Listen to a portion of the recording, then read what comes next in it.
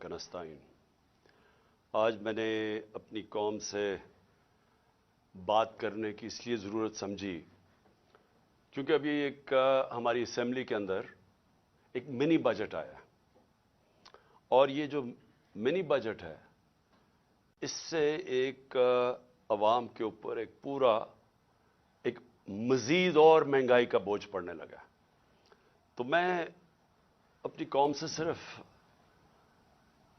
क्योंकि मैं बड़ी देर से आपसे बातें करता रहा हूं, मैं सिर्फ आज इसलिए बात कर रहा हूं कि देखें ये जो हो रहा है ना पाकिस्तान से, ये होना ही था।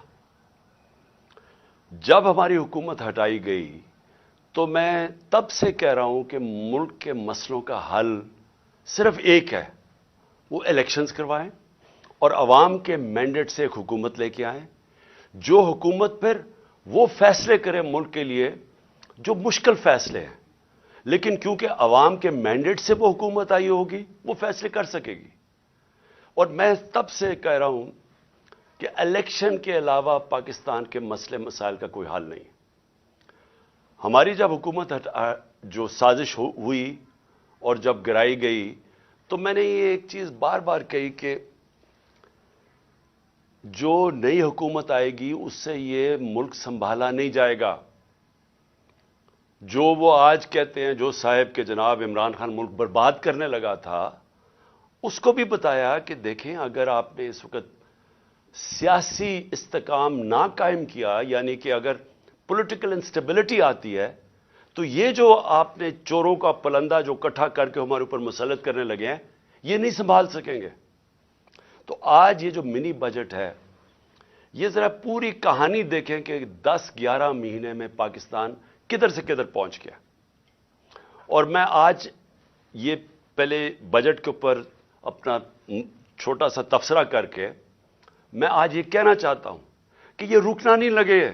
ये हम अगर IMF की बातचीत मान भी गए, ये अभी यहां रुकने नहीं लगा हमारे मुल्क का, जो तेजी से हम दलदल में फंसे हुए हैं और फंसते जा रहे हैं। देखें, जब इनकी हुकूमत आई तो सबसे पहले दुनिया पाकिस्तान को कैसे देखती थी।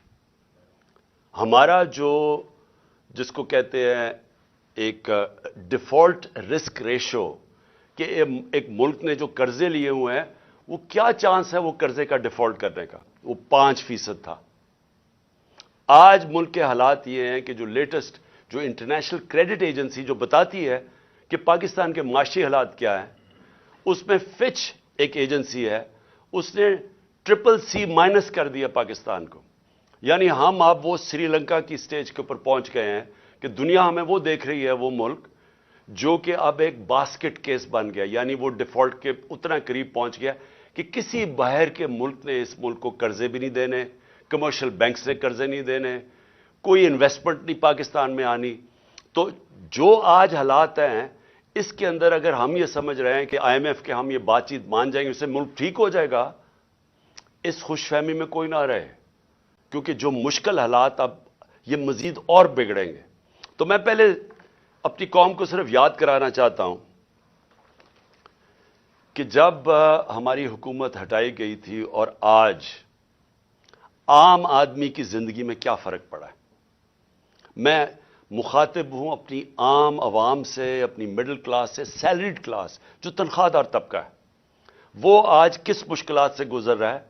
मैं वो लग्जरी आइटम्स की नहीं बात कर रहा कि बड़ी बड़ी गाड़ियों की, इंपोर्टेड चीज की, और वो जो हमारी पैसे वाले लोग चीजें लेते हैं उसकी महंगाई की बात नहीं कर रहा। मैं बात कर रहा हूं जो सारी जो ख्वातीन आज मेरा ये सुन रही हैं, जिनको अपने खाने पीने की चीजें जो उनको चाहिए होती है अपने खानदान को, सही बच्चों को सही खाना खिलाने के लिए, मैं उनकी बात कर रहा हूं कि उनके ऊपर आज क्या गुजर रही है। जरा ये देख लें। जब ये सारों ने मिलके, ये जो आज PDM के लोग हैं, ये सारे कहते थे जी महंगाई हो गई, महंगाई मार्च करो, 4 रुपए हमने वो पेट्रोल की कीमत ऊपर की तो कहा कि पेट्रोल बम गिर गया है। तो उन्होंने एक दफा वो फजल रहमान आ गया था महंगाई मार्च करके, दूसरी तरफ वो काम पे टांगने वाले वो बिलावल आ गया था, उसके बाद 2 दफा फजल रहमान, और उसके बाद ये مریم نے کوئی راستے میں رہ گئی تھی، اس کی بھی لانگ مارچ، لیکن سب کا ایک کہہ رہے تھے کہ مہنگائی سے لوگ تباہ ہو گئے۔ تو آج اللہ کیونکہ الحق ہے، سچ کا خدا ہے، اس کی وعدہ ہے کہ وہ سچ سامنے لے آئے گا۔ ذرا آج قوم کو بتانا چاہتا ہوں کہ آج آٹا ہمارے دور میں 60 روپے کلو تھا، آج 135 روپے کلو پہنچ گیا، جو عام آدمی کھانے کی اس کی پینے کی چیز ہے۔ جو گھی ہے وہ 380 ارب تھا، آج 600 ارب کے جی پہنچ گیا۔ جو چکن عام آدمی کی، جو خاص طور پہ کبھی کبھی اپنے بچوں کو وہ چکن کھلاتے ہیں، وہ 335 روپے کے جی سے 700 روپے کے جی پہ پہنچ گیا۔ جو دالیں ہیں، جو عام آدمی گھروں میں، عام آدمی کی تو دال روٹی، پیاز کی قیمت دگنی سے بھی زیادہ ہو گئی ہے۔ دالیں گئی ہیں 250 روپے کے جی سے 400 روپے۔ اور اب کسان دیکھیں، ہمیں جب تک کسان کو نہیں اٹھاتے، اور جو ہم نے پوری کوشش کی اٹھانے کی، اور ماشاءاللہ ہمارے دور پہ آخری 2 سال میں کسانوں کے پاس ریکارڈ پیسہ آیا۔ ہم نے ان کو ٹائم پہ جو گنے کی فصل کٹتی تھی، شوگر مل سے ٹائم پہ پیسہ لے کے دیا، پوری قیمت لے کے دی، کٹوتی ختم کی، ٹائم پہ پیسہ ملونا اپنی زمینوں پہ لگایا۔ ریکارڈ 4 فصلوں کی ریکارڈ پروڈکشن 2 سال ہوئی ہماری، یعنی بمپر کراپس ہوئی۔ تو آج وہ جو یوریا استعمال کرتا ہے وہ 1668 روپے ہمارے دور میں تھا، آج یوریا گیا ہے 3000 روپے پہ۔ ہمارا جو پھر میں اور بھی چیزیں جو گھر بنانے کے لیے سریا لوگ استعمال کرتے ہیں، سیمنٹ استعمال کرتے ہیں، تو سیمنٹ گیا ہے 865 روپے سے 1062 روپے پہ۔ جو سریا استعمال کرتے ہیں وہ 2 لاکھ روپیہ ٹن سے، سلیب سے، وہ گیا ہے 3,05,000 پہ۔ 2 لاکھ سے 3,05,000 پہ۔ اب جو لوگوں نے گھر بنا رہے ہیں، کنسٹرکشن کر رہے ہیں، ان سب کو مشکلیں پڑ گئی ہیں۔ جو پروجیکٹس تھے ہمارے، مثلا آپ سڑکیں بن رہی تھیں، جو پرانے پروجیکٹس چل رہے تھے، ان سب میں مشکلیں پڑ گئی ہیں۔ ہم جو شوکت خانم بنا رہے ہیں، اور جو انشاءاللہ اس سال کی اینڈ میں کھلنا تھا کراچی میں، اب وہ سارے ہمارے جو ایسٹیمیٹس ہیں وہ سارے اپسیٹ ہو گئے ہیں۔ امپورٹس رک گئی ہیں، جو سٹیل کی امپورٹس تھی، کئی چیزیں رک گئی ہیں۔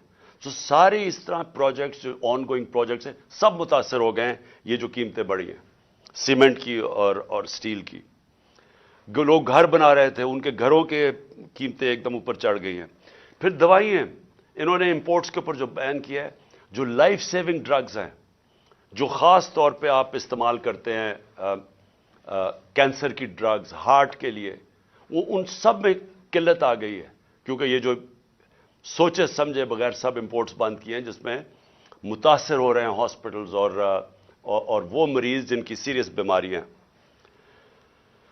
اچھا، اب یہ نئے بجٹ آ گیا، یہ میں آپ کو بتا رہا ہوں، یہ اب تک جو مہنگائی ہوئی تھی، اب یہ جو انہوں نے ابھی جو آج لے کے آئے ہیں، اس کے اندر گیس اور بجلی، میں عوام آدمی کی پھر بات کر رہا ہوں کہ جو گیس کا جس کا بل 3000 کا آتا تھا، وہ آج ہو جائے گا 4300 کا۔ جو بجلی کا بل جن کے گھر 10,000 آتا تھا، وہ 13,000 پہ چلا جائے گا۔ سو یہ مزید میں آپ کو آج کے بل کے بعد جو مہنگائی ہے، sales tax across the board بڑھا دی ہے، یعنی ساری چیزیں، کیونکہ سیلز ٹیکس انہوں نے بڑھایا، ساری چیزیں اس سے مہنگی ہوں گی۔ اور جو بھی میں نے سریا کی اور سیمنٹ کی بات کی تھی، ان کے اوپر جو گیس، سریا بنانے کے لیے جو سٹیل ملز کو گیس جاتی تھی، اس میں 14% انکریز کر دیا، تو اس کی قیمت اوپر جائے گی۔ سیمنٹ 10% گیس کی قیمت انکریز کر دی ہے، تو مزید اس کی قیمت اوپر چلی جائے گی۔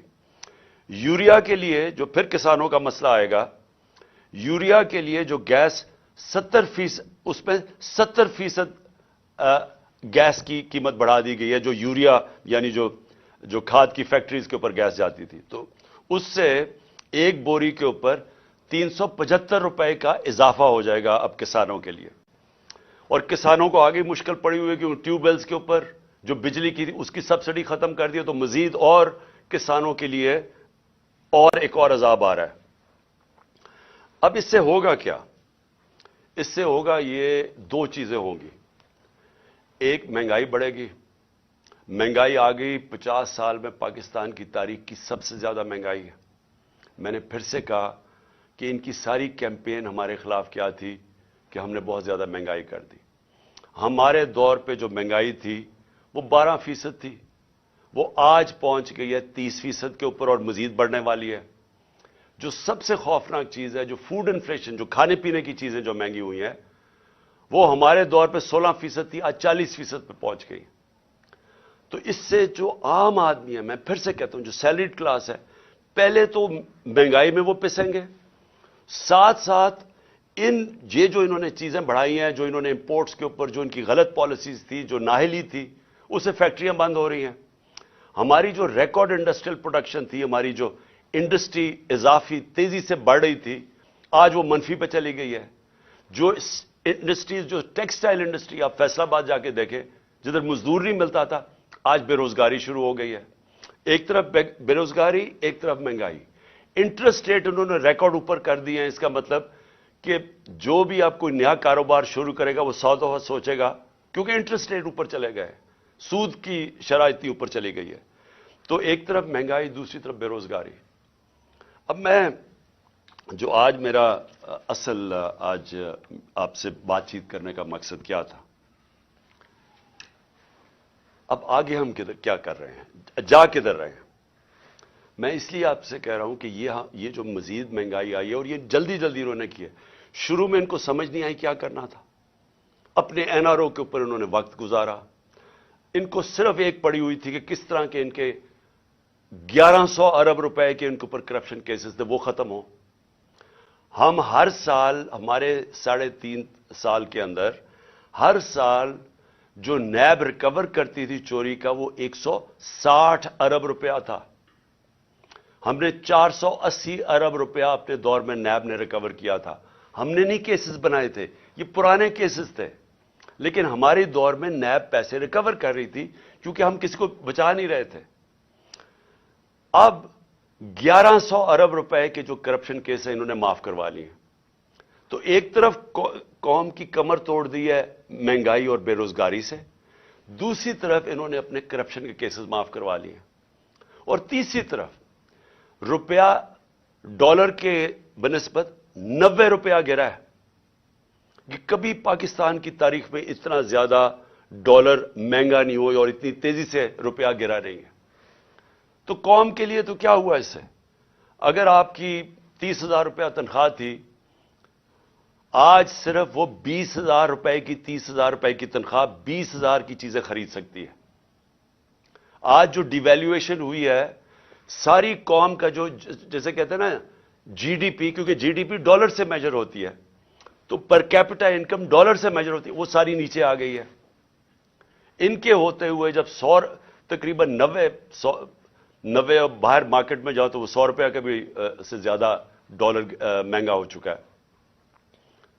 تو جب کہ ایک قوم کی دولت میں کمی ہوئی ہے، یہ جو سارے 30 سال سے ملک کا پیسہ چوری کر کے، منی لانڈرنگ کر کے باہر لے کے گئے ہیں، ان کے ایون سیل اپارٹمنٹ اور ان کے مے فیئر میں اور بڑی بڑی گاڑیاں اور ون ہائٹ پارک اور یہ جو باہر ہوٹل خریدے ہوئے ہیں اور انہوں نے بے نامی چیزیں خریدی ہوئی ہیں، باہر بینکوں میں آف شور اکاؤنٹس میں پیسے رکھے ہوئے ہیں، قوم کے لیے 90 روپے ان کی دولت میں کمی اگر روپے میں پڑے ہوئے ہیں، اور ان کے باہر پیسے میں 90 روپے اضافہ ہو گیا. پاکستان کے مقابلے میں ان کے پیسے میں 90 روپے زیادہ امیر ہو گئے ہیں.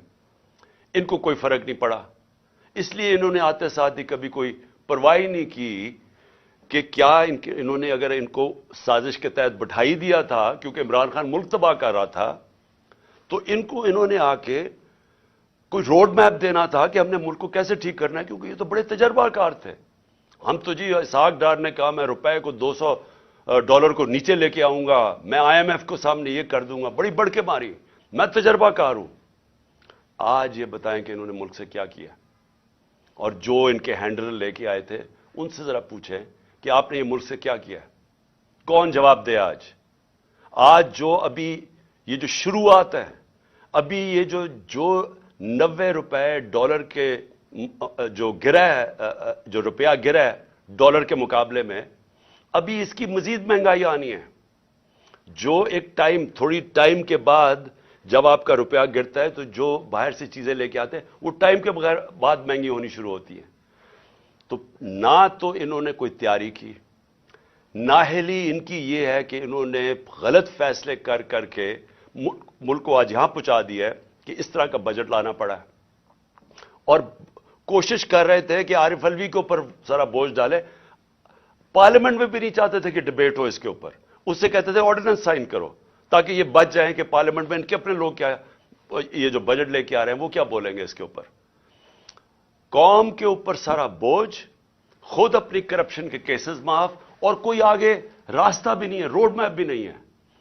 میں آخر میں یہی بات کرنا چاہتا ہوں کہ جو بھی ان کے بیکرز ہیں یہ سمجھ جائیں کہ ان کے پاس کوئی اگلا آگے کا راستہ نہیں ہے. یہ اگر سمجھ رہے ہیں کہ اس سے آپ IMF کے ڈالرز آ جائیں گے تو وہ یہ ایسے سمجھیں کہ یہ کینسر کا علاج ڈسپلن سے ہو رہا ہے, تھوڑی دیر کا تھوڑا سا آرام آئے گا, لیکن کینسر جب تک کاٹ کے نکالی نہ جائے یہ کینسر پھیلتی جائے گی, یہ قرضے بڑھتے جائیں گے, آمدنی سکڑتی جا رہی ہے. ہماری ریمیٹنسز جو ہمارے دور میں 17% انکریز کر رہی تھی, ہماری ریمیٹنس میں 17% اضافہ ہو رہا تھا جو 31 ارب پہ پہنچ گئی تھی, وہ ان میں اب 11% کمی آ گئی ہے. تو پہلے تو اضافہ ختم ہوا اور پھر 11% کمی آ گئی ہے, یعنی جو ڈالرز آنے تھے ریمیٹنس سے وہ کم ہو گئے ہیں, ایکسپورٹس گر گئی ہیں ہماری. تو ہمارے پاس تو جو آمدنی ہے وہ تو سکڑتی جا رہی ہے, فیکٹریاں بند ہو رہی ہیں, بے روزگاری بڑھ رہی ہے, لیکن قرضے بڑھتے جا رہے ہیں کیونکہ یہ تو قرضے ہی لیے ہیں نا IMF سے, اور ہم یہ امید رکھ رہے ہیں کہ اور بھی ملٹی نیشنلز قرضے دیں گی, تو وہ تو قرضے ہیں. تو یہ حل تو نہیں ہے. حل کیا ہے؟ حل جو میں تب سے کہہ رہا ہوں, میں نے کوشش بھی کی, اپنی گورنمنٹ خود میں نے ڈیزالو کی اپریل میں الیکشنز کروانے کے لیے, لیکن پورا پلان بنا ہوا تھا کیونکہ فیصلہ ہو گیا تھا عمران خان بہت خطرناک ہے اس ملک کے لیے. تو اس تب سے وہی ابھی بھی حل ہے. اس ملک میں اگر ہم نے صاف اور شفاف الیکشن نہ کروائے, ایک پبلک مینڈیٹ سے گورنمنٹ نہ آئی جو کہ پبلک جس کے پیچھے کھڑی ہو جس گورنمنٹ کے, وہ گورنمنٹ پھر مشکل فیصلے کرے. وہ جو میں کینسر کو کاٹ کے نکالے ملک سے, اسٹرکچرل ریفارمز کرے, جو آج ملک کی ضرورت ہے, رول آف لا قائم کرے, گورننس سسٹم ٹھیک کرے, تب جا کے یہی جو کرائسس ہے یہ ہم فائدے میں اس کو کر سکتے ہیں. یہ جو ہم دلدل میں پھنسے ہوئے ہیں اس میں نکلتے نکلتے ہم ملک کو پوری طرح اٹھا سکتے ہیں. یہ ہمارا فائدہ ہو سکتا ہے کہ ہم اس کرائسس کا, اگر اس کرائسس سے ملک میں اصلاحات کریں. لیکن وہ گورنمنٹ کر سکتی ہے جس کے پاس پبلک پیچھے کھڑی ہو. جب آپ کے پاس پبلک مینڈیٹ نہیں تو آپ ان PDM کے یہ جو اوپر 60% لوگ ضمانت پہ ہیں کرپشن کیسز پہ, اور ان کا سلوشن یہ ہے, کیونکہ ان کے پاس تو حل کوئی نہیں ہے, ان کا سلوشن یہ ہے کہ عمران خان کے اوپر 60 FIR کاٹ دو, اس PTI کے لوگوں کو جیلوں میں ڈالو, ان کے اوپر تشدد کرو, ان کو خوف پھیلاؤ, ان کو ڈراؤ دھمکاؤ, اور ان کو اور اس طرح کرو کہ جب وہ بالکل پارٹی ان کی ٹوٹ جائے تو پھر الیکشن کرواؤ. وہ ہونے نہیں لگا, کیونکہ آپ جتنا زیادہ دبائیں گے وہ پارٹی اتنی اور اٹھتی جا رہی ہے. پبلک کوئی بیوقوف تو نہیں ہے, پبلک تو فیصلہ کر بیٹھی ہے جس کی وجہ سے یہ ڈرے ہوئے ہیں. تو صرف اور صرف عمران خان کو باہر کرنے کے لیے ملک کو تباہ نہ کریں. یہ اصل میں جانا ہے ہماری سیکیورٹی کے اوپر. جو آج ہمارے حالات ہو گئے ہیں, ہم تو کسی کے سامنے اب کھڑے بھی نہیں ہو سکتے, کیونکہ ہمیں تو انہوں نے ملک کو ادھر پہنچا دیا. $300 ارب سے کم تو ریزروز رہ گئے ہیں. ہمارے پاس کیا اب ہے کہ اپنے پیر پہ کھڑے ہوں، کسی کو کہیں کہ نہیں جی ہمیں پاکستان کی خودداری چاہیے، ہم پاکستان کی سوورنٹی چاہیے؟ ہم کیسے کہہ سکتے ہیں جب ملک کے حالات یہاں پہنچا دیے؟ اس کے لیے اپنے ملک کو بچانے کے لیے طریقہ یہ نہیں ہے جو کیا جا رہا ہے کہ ہائی کورٹ کہہ رہا ہے کہ الیکشن کرواؤ، وہ الیکشن کمیشن جناب بیٹھی ہوئی کہ نہیں ہم الیکشن نہیں کرواتے، وہ بہانے مار رہی ہے الیکشن کے۔ پاکستان کا آئین کہتا ہے 93 میں الیکشن کرواؤ، یہ کوئی بہانہ مار ہے، کوئی صرف ڈرے ہوئے ہیں الیکشن ہارنے سے۔ پاکستان کی آئین کی وائلیشن جس طرح کی جا رہی ہیں اور جس طرح آگے پلان بن رہا ہے، یہ جو بھی لوگ سمجھ رہے ہیں کہ اس سے وہ اپنی ذاتی فائدہ اٹھا دیں گے، وہ ملک کو ڈبو دیں گے۔ اور میں آج اس لیے یہ کہہ رہا ہوں کہ ہم بڑے آرام سے ملک کے اندر اس وقت اگر ہم چاہیں، اتنی بڑی پارٹی ہے، ہم اگر وہ مظاہرے کریں اور ملک بند کرنے کی کوشش کریں، سٹرائکس کریں، ملک تو آگے حالات برے ہیں۔ اس لیے ہم نے پرامن احتجاج کا فیصلہ کیا کہ ہم جیل بھرو تحریک شروع کرنے والے ہیں، بتانے کے لیے کہ آپ اس طرح ایک ملک کو استعمال تھوڑے سے لوگوں کے ذاتی مفادات کے لیے نہیں کر سکتے۔ یہ ملک 22 کروڑ لوگوں کا ملک ہے، یہ تھوڑے سے لوگ اس ملک کو اپنے مفادات کے لیے تباہ نہیں کر سکتے۔ اس لیے ہم جیل بھرو تحریک کی پوری تیاری کر رہے ہیں، میں اناؤنس کرنے والا ہوں۔ اور لوگوں کو صرف خوف دور کرنے کے لیے کہ یہ سمجھتے ہیں کہ خوف پھیلا کے، جیلوں میں ڈال کے، ایف آئی آرز کر کے یہ اسی طرح بیٹھے رہیں گے اور پھر کسی نہ کسی طرح دھاندلی کر کے ایک وہ الیکشن کمیشن، بے ضمیر الیکشن کمیشن کے ذریعے ایک جانبدار الیکشن کمشنر کے لیے، یہ جو چیف الیکشن کمشنر ہے، اس کو استعمال کر کے کسی طرح پھر ان چوروں کو مسلط کر دیں گے۔ یہ ہونے نہیں لگا، ملک کو نقصان پہنچ رہا ہے۔ اور میں آخر میں اپنی ساری قوم کو کہنا چاہتا ہوں، پھر سے میں ایک بات کہنا چاہتا ہوں اور بات ختم کرتا ہوں کہ دیکھیں وہ ہم اس موڑ پہ کھڑے ہو گئے ہیں جس کا ہم سب کو خطرہ تھا کہ ایک دن جب سے یہ امپورٹڈ حکومت آئی ہے کہ خدا نہ خواستہ ہم یہاں نہ پہنچ جائیں۔ ہم وہاں پہنچ گئے ہیں۔ ہمارے سامنے اب صرف 2 راستے ہیں۔ ہم چپ کر کے اب انتظار کریں کہ مزید ملک تباہی کی طرف جائے، یا ہم ایک پرامن احتجاج کی تحریک کے اندر سب شامل ہوں اور بتائیں ان کو کہ آئین اور قانون کے بغیر کوئی دنیا کا معاشرہ نہیں چل سکتا۔ دنیا کا معاشرے جتنے بھی ہیں وہ رول آف لا پہ چلتے ہیں، اور رول آف لا آئین ڈیفائن کرتا ہے، اور آئین آپ کو کہتا ہے کہ 90 دن میں الیکشن کروائی جائے۔ اس سے جتنا آپ پیچھے ہٹتے جائیں گے، آپ ملک کو ادھر دھکیلتے جائیں گے، جدھر ملک جس کو کہتے ہیں بنانا ریپبلک، جدھر جنگل کا قانون ہوتا ہے، ادھر ملک کو دھکیلا جا رہا ہے۔ ہم یہ کبھی ہونے نہیں دیں گے۔ اور میں نے صرف اپنے لوگوں کو بھی، سب کو تیار کیا، اپنی قوم کو، کہ ہم ایک پرامن احتجاج کے لیے تیار ہو جائیں، کیونکہ مجھے ابھی تک کوئی نیت نہیں نظر آ رہی ان کی آئین کے اوپر چلتے ہوئے 90 دن میں الیکشن کروانے کی۔ پاکستان زندہ باد۔